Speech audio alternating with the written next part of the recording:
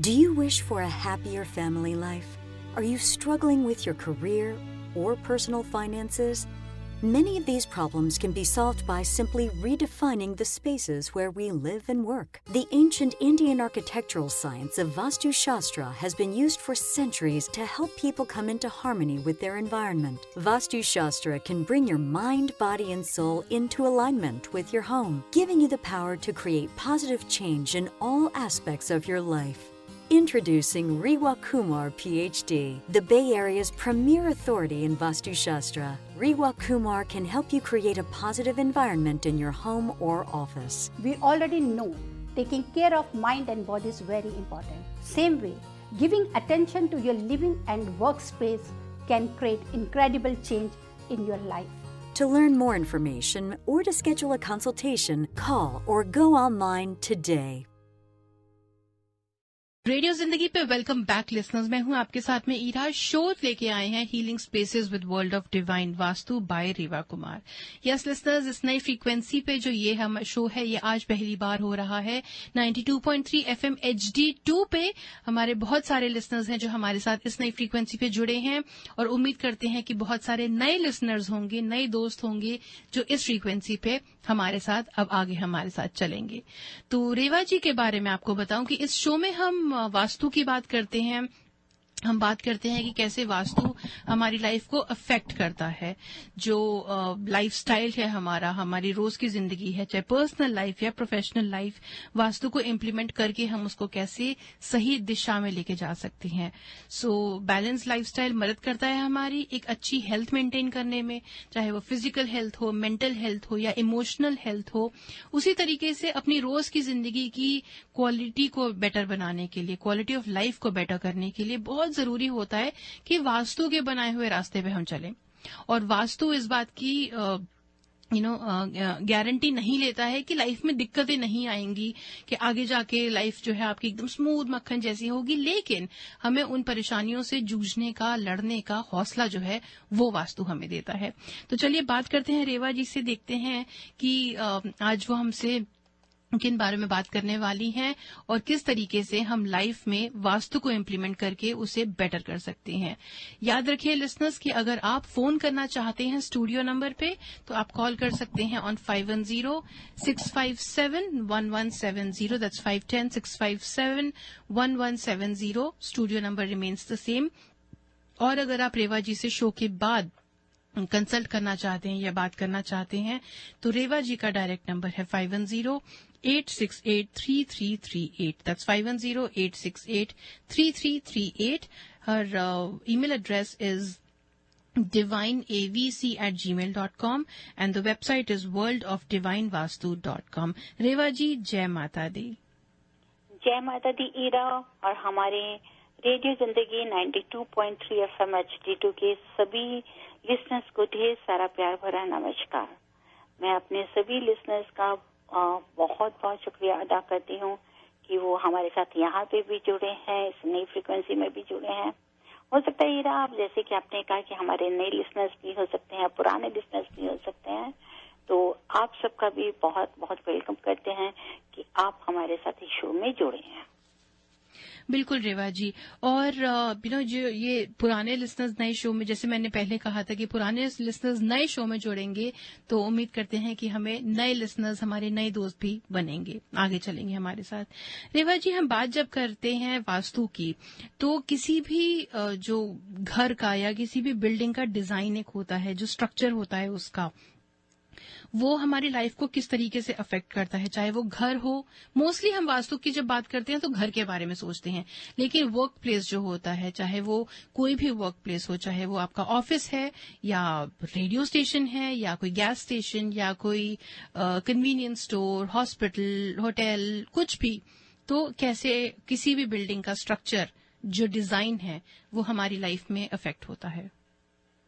आपने बहुत ही अच्छा सवाल लिया है आज ईरा, क्योंकि जो भी बिल्डिंग का स्ट्रक्चर होगा, जो भी डिजाइन होता है, वो हमारी लाइफ पे कैसे इफेक्ट करता है according to vastu, it matters lot. क्योंकि कोई बिल्डिंग अगर होगी तो उसकी शेप नेचुरली है, उसकी ज्योमेट्रिकल शेप बहुत जरूरी होती है। वैसे भी देखा जाए कि हर आइडेंटिफिकेशन के लिए, हर आइडेंटिटी के लिए, हर चीज की पहचान के लिए एक ज्योमेट्रिकल शेप होती है। उसी ज्योमेट्रिकल शेप से ही हम चीज को समझते हैं। आपने कभी भी देखा होगा कि जब बच्चे स्कूल में होते हैं, छोटे होते हैं, उनको अगर किसी चीज की पहचान होती है तो उसी ज्योमेट्रिकल शेप से ही बनाते हैं। चाहे वो एप्पल ले लीजिए, बनाना ले लीजिए, मैंगो ले लीजिए, जैसे कि कलर्स होते हैं उसी तरह से जो शेप्स होती है ज्योमेट्रिकल शेप्स को लेके हम पहचान करते हैं। और वो जो ज्योमेट्रिकल शेप्स है उसको बिल्डिंग को किसी को भी अगर कोई डिजाइन करता है कि वो एक आर्किटेक्चर करता है, इट इज अंडरस्टूड कि एक आर्किटेक्चर करेगा। पहले तो मैं ये बताना चाहूंगी कि एक प्लान को, एक आर्किटेक्चर अगर किसी भी प्लान को डिजाइन करता है, उसका और वास्तु का आपस में एक इंटर रिलेटेड है, they both are inter related.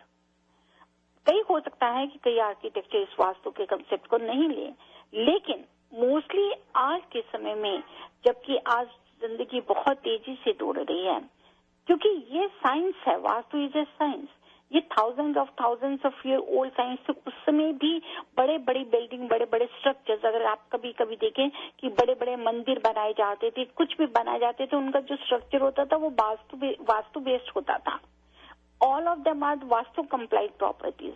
उसी तरह से आज भी अगर आर्किटेक्चर है, कोई भी आर्किटेक्चर अगर बनाएगा, किसी अच्छी बिल्डिंग को बना रहे हैं, जो उसका डिजाइन कर रहे हैं, तो उसका कॉन्सेप्ट भी उनके पीछे यही होता है पर्पस कि वो वास्तु बेस्ड हो, वो वास्तु के प्रिंसिपल्स को लेके चलते हैं।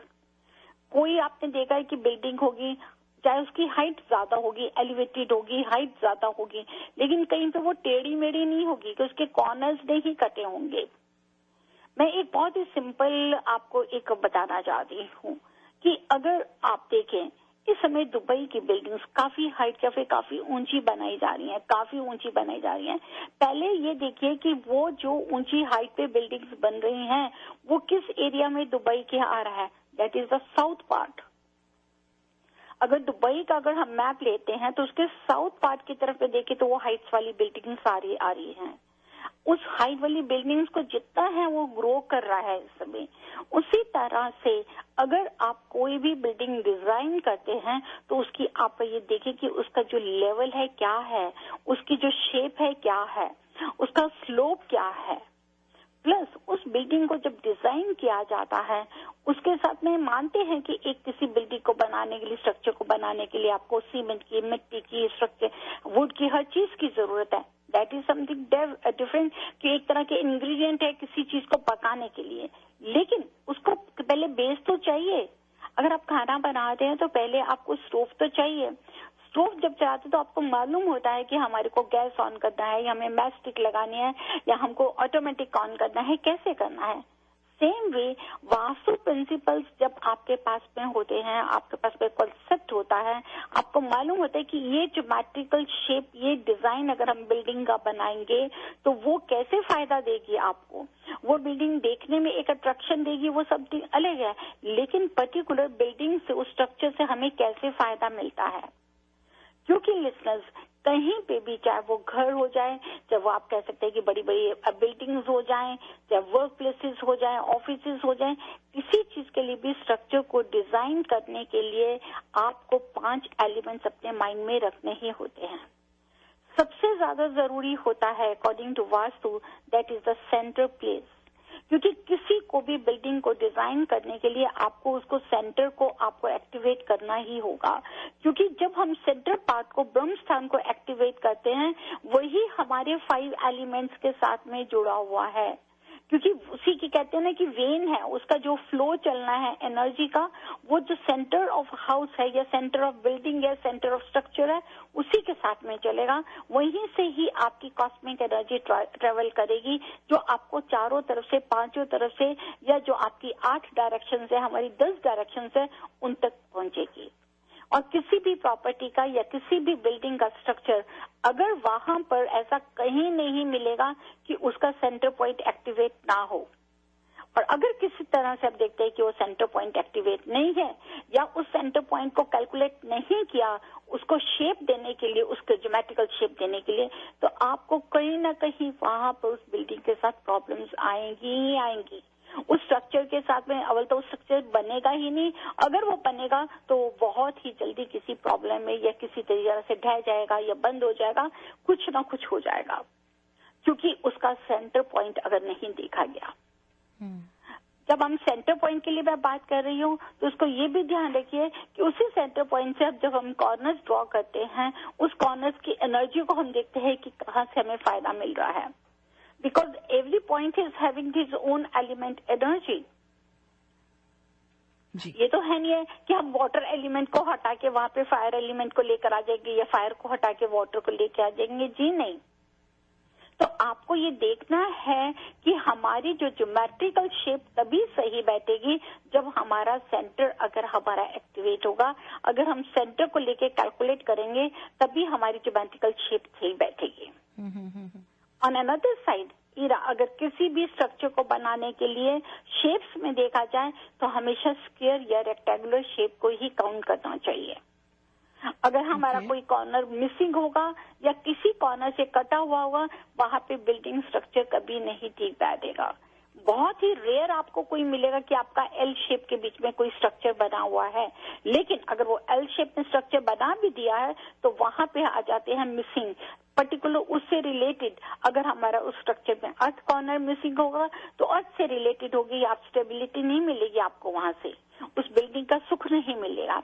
अगर हमारा वहां का नॉर्थ कटा हुआ होगा, वहां से हम अपॉर्चुनिटीज को नहीं ले पाएंगे। अगर ईस्ट कटा होगा तो उस स्ट्रक्चर, उस बिल्डिंग से जुड़ा कोई भी होगा, उनको फेम नहीं मिलेगा। अगर हमारा वहां का वेस्ट स्ट्रक्चर होगा तो आपको उसी तरीके से स्टेबिलिटी नहीं मिलेगी। So all corners have their own element, they are having their own, you can say कि planetary position, और उनकी जो क्वालिटी है वहाँ है। That's why according to vastu ये एडवाइस किया जाता है कि किसी भी बिल्डिंग को, किसी भी स्ट्रक्चर को बनाने के लिए सेंटर पॉइंट को ही कैलकुलेट करके, एक्टिवेट करके वहाँ देखा जाए कि हमारे सारे जोन कहाँ आते हैं, क्योंकि वही 8 जोन जब हम 4 से मल्टीप्लाई करते हैं तो 32 जोन्स बनते हैं, और 32 जोन्स में ही आपको जो सेंटर है वो एक्टिवेट करना है। जैसे ही हमारा सेंटर एक्टिवेट होगा, जिसने 32 वेन्स की तरफ में अपनी एनर्जी को दौड़ाना है, उस ब्लड फ्लो को करना है, उससे क्या होगा, आप बहुत सक्सेस रहेंगे। वही बिल्डिंग का डिजाइन तभी बनेगा जब स्क्वायर या रेक्टेंगुलर होंगे, और उससे हमें फायदा होता है, हर तरह से फायदा, प्रॉस्पेरिटी का, अच्छे काम का, fame, name, health, wealth, everything we get from that building. Actually बीच में ना मैंने रेवा जी की तो ऐसे घर का कोई फोटोज कहीं पे आए थे, कोई घर खरीदने के लिए था, पता नहीं कितने सारे मिलियंस का, और उस घर की जब फोटोज देखी ना तो इट वाज ऐसे छत पे जो लॉफ्ट जैसा होता है, मेन प्राइम बेडरूम था शायद, जिसकी छत ऐसी ट्रायंगल थी जो स्लोपिंग रूफ होती है, पर उस घर के 4 की जगह मेरे ख्याल से 6-7 दीवारें थी, क्योंकि वो कट कट के ऐसी बहुत सारी एंगल वाली दीवारें बन गई थी। तो देख के ही काफी अनकंफर्टेबल लग रहा था कि आई डोंट नो वहां रहना कैसे होगा फिर। बिल्कुल आपने सही कहा हीरा, क्योंकि वो कॉर्नर जब कट जाए, एक इंसान है, क्योंकि अगर आप देखें कि अगर हम, वास्तु किसको कहते हैं, वास्तु उसी को ही कहते हैं, इसे संस्कृत वर्ड, कि उसके अंदर जो इंसान रहता है, इंसान की उससे जुड़ी हुई एनर्जी है। आपके जो ये एलिमेंट्स हैं, ये यूनिवर्स बेस्ड है उन एलिमेंट्स के ऊपर में, और उसकी एनर्जी हमारे घर की दीवारों के साथ में है। तो वो एनर्जी क्या क्रिएट करना है, उस एनवायरमेंट को, जो एनर्जी एनवायरमेंट के अंदर है, वो आपकी बॉडी के साथ, आपके माइंड के साथ जुड़े। जैसे आपने कहा कि अगर उसके कॉर्नर्स कटे हैं तो नेचुरली है, आपको पहले ही लुक में लगेगा कि क्या है, ये कटा हुआ क्यों है। किसी चीज को अगर आप देखेंगे वो शेप होएगी, उसकी प्रॉपर शेप नहीं होगी तो आप उसके साथ में नहीं एंजॉय करेंगे।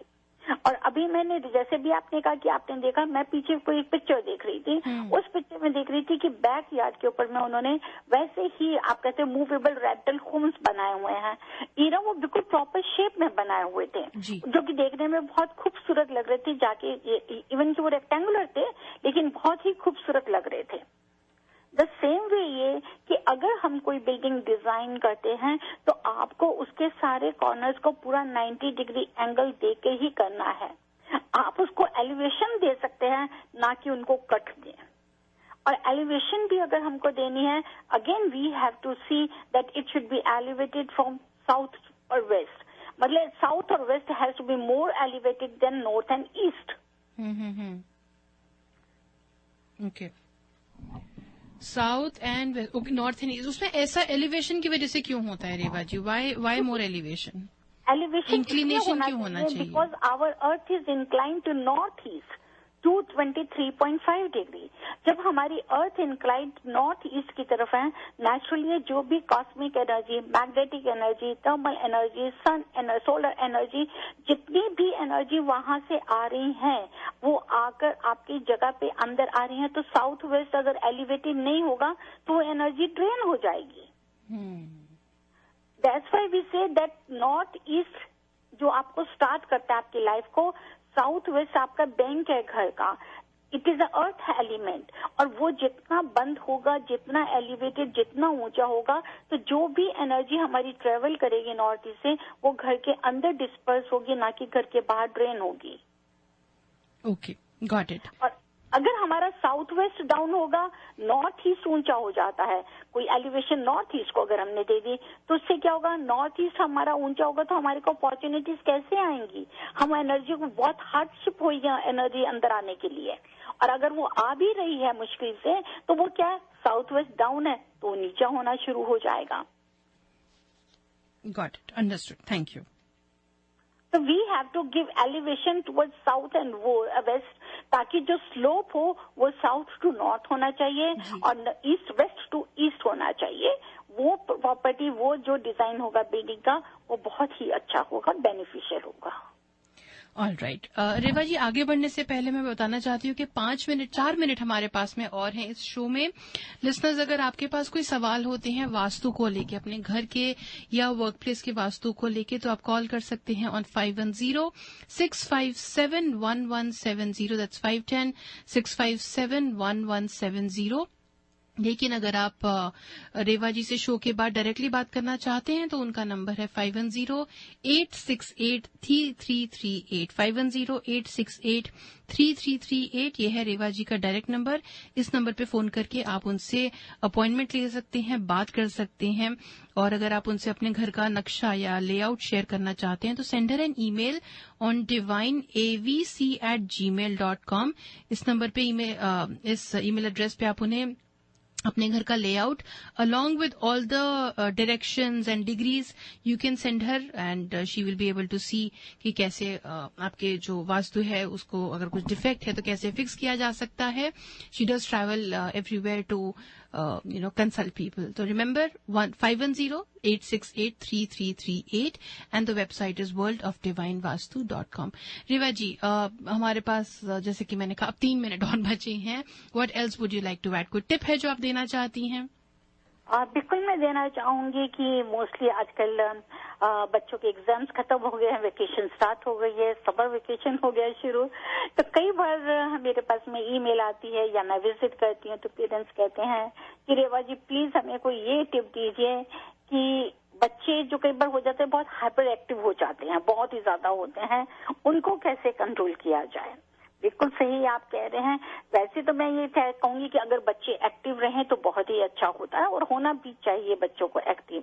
लेकिन कई बार वो जो पॉजिटिव वे से ना हो के बहुत नेगेटिव हो जाते हैं, उनकी हाइपर एक्टिवनेस उनकी गलत रास्ते में चली जाती है, तोड़ फोड़ में चलना, डिस्ट्रक्शन करना, या उनका माइंड डिस्टर्ब होना शुरू हो जाता है, हर चीज को बहुत नेगेटिव लेके जाते हैं और वही चीज उनकी जो एक्टिवनेस है वो एंगर के बीच में अगर चेंज हो जाती है तो वहां बहुत ज्यादा दिक्कत आती है. और अगर आप सोचते हैं कि आपके बच्चे हाइपर एक्टिवनेस से निकल रहे हैं लेकिन पॉजिटिव वे के बीच में है, मीन्स कि बहुत एक्टिव हैं, they are doing studies well, plus वो वैसे भी उनका बिहेवियर, एटीट्यूड, हर चीज बहुत अच्छा है, दे आर बिहेविंग गुड, तो उसके लिए कोई दिक्कत नहीं है. तो उनके लिए बहुत जरूरी है जहाँ पर हमारे को बहुत वो बच्चों से नेगेटिविटी मिल रही है, उनको कैसे कंट्रोल किया जाए, हाउ टू कंट्रोल देम. उसके लिए मैं अपनी जल्दी से आप लोगों को एक टिप देना चाहती हूँ. सबसे पहले अगर आप ये देखते हैं कि बच्चों के साथ में ऐसी कोई प्रॉब्लम है कि वो बहुत ज्यादा तोड़ना फोड़ना, गुस्सा, ओवर हाइपर एक्टिव ना उनके अंदर एनर्जी है, तो उसके लिए आपको क्या करना है, उन्हें कोशिश कीजिए कि जब भी वो पानी पिए उन्हें चांदी की ग्लास में, सिल्वर ग्लास में पानी पिलाइए.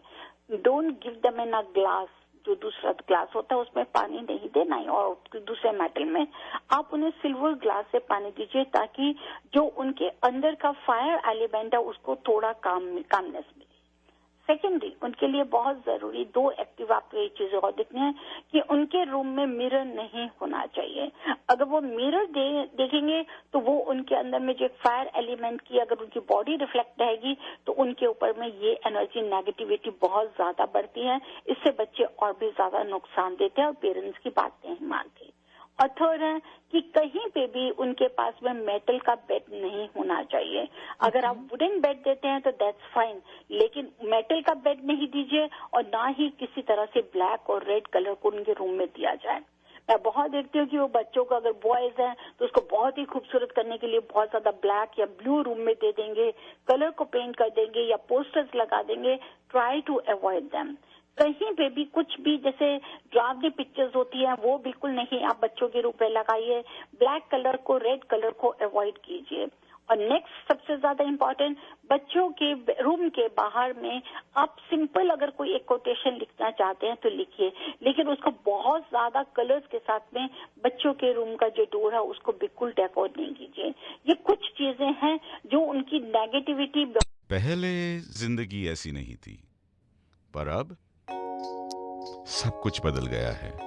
मेरा बेटा एक सक्सेसफुल बिजनेसमैन है, मेरी बहू और बच्चे बहुत खुश हैं,